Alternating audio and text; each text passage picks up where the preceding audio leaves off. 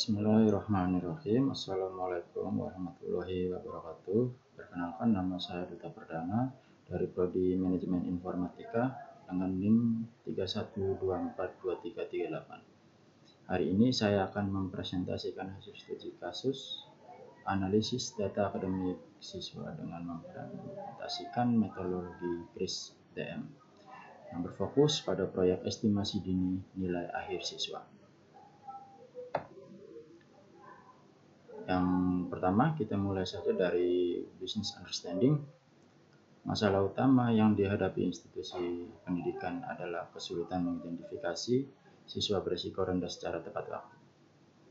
Oleh karena itu, tujuan utama proyek ini adalah membangun sistem peringatan dini dengan cara memprediksi nilai akhir.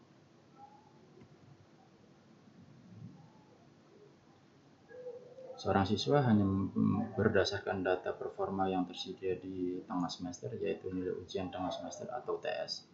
Dari sisi data understanding, kita memiliki data pelatihan siswa lama dengan variabel target, nilai, dan prediktor seperti UTS, umur, gender, dan matkul.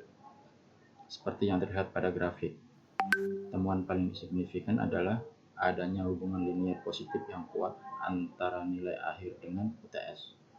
Ini mengonfirmasi bahwa UTS adalah prediktor yang sangat logis, dan kita akan menggunakan model estimasi atau regresi linier untuk proyek ini.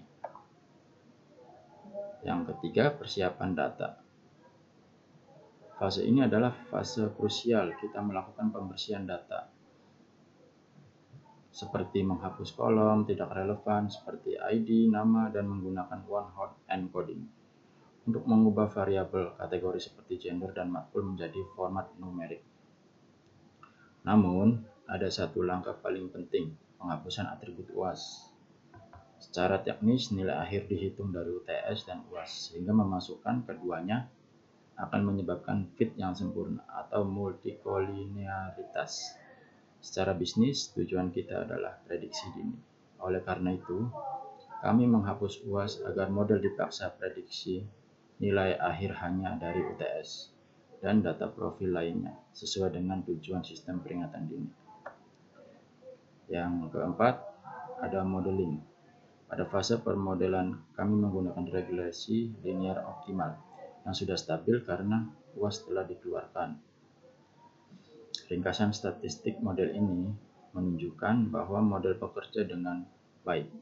Fokus utama ada pada koefisien UTS yang kita lihat memiliki nilai positif dan paling signifikan secara statistik. Ini berarti kenaikan 1 poin pada UTS memberikan pengaruh besar terhadap kenaikan nilai akhir sebuah kesimpulan yang logis dan bermanfaat untuk institusi. Evaluasi. Setelah model dilatih, kami mengujinya pada 20% data uji untuk memastikan akurasi dan reliabilitasnya. Kami menggunakan dua metrik utama. Yang pertama yaitu RMSE untuk mengukur rata-rata kesalahan prediksi. Yang kedua ada R2 untuk mengukur seberapa baik model menjelaskan variasi data. Dari hasil evaluasi, kita mendapatkan nilai R2 sebesar 0,6334523. Sedangkan untuk nilai RMSE sebesar 4,4122131 mengindikasikan bahwa model kami mampu menjelaskan sebagian besar faktor penentu nilai akhir siswa. Dengan RMSE yang relatif rendah, kami menyimpulkan bahwa model ini valid dan layak digunakan dalam lingkungan operasional. Yang terakhir, deployment. Kita masuk ke fase deployment, yaitu bagaimana model ini diterapkan. Model akan digunakan sebagai sistem estimasi otomatis untuk memproyeksikan nilai akhir siswa di tengah semester.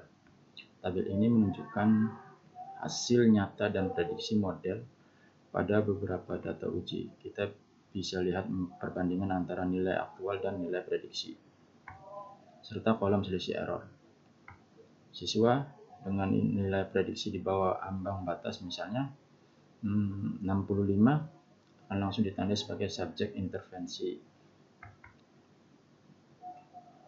Sebagai validasi visual terakhir, scatter plot ini membandingkan semua nilai aktual dan prediksi. Semakin rapat titik-titik data berkumpul di sekitar garis diagonal putus-putus, semakin tinggi akurasi model kami. Visualisasi kami mengonfirmasi keberhasilan proyek ini dalam mencapai tujuan bisnis. Dengan demikian, proyek ini berhasil membangun model regresi linear yang stabil dan akurat untuk memprediksi nilai akhir siswa secara dini, memberikan nilai tambah yang signifikan bagi institusi akademik. Terima kasih, demikian presentasi yang dapat saya sampaikan. Saya mohon maaf apabila terdapat kekurangan dalam penyampaian. Semoga apa yang telah saya sampaikan dapat bermanfaat bagi kita semua. Akhir kata, wassalamualaikum warahmatullahi wabarakatuh.